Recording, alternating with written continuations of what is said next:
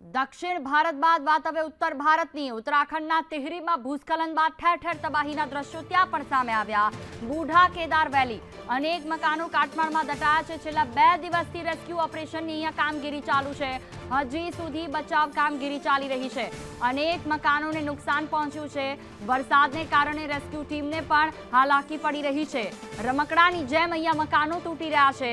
26 અને 27 જુલાઈએ ટોલી અને ટીનગઢમાં પણ ભૂસ્ખલન થયું હતું। ઉત્તરાખંડમાં પહાડોમાં સતત દર વર્ષે જે રીતે લેન્ડસ્લાઇડિંગ થાય છે, આ વખતે ફરી એકવાર આ પ્રકારની ઘટના અને તેમાં અનેક એવા મકાનો કે જે ગરકાવ થઈ ગયા છે પાણીમાં। પત્તાની જેમ પાણીમાં ગરકાવ થતા મકાનો ભૂસ્ખલને આ તબાહી વેરી છે, જ્યાં ઉપરથી આવતું લેન્ડસ્લાઇડિંગ જેના કારણે જ્યાં જુઓ ત્યાં તબાહીના દ્રશ્યો સામે આવ્યા।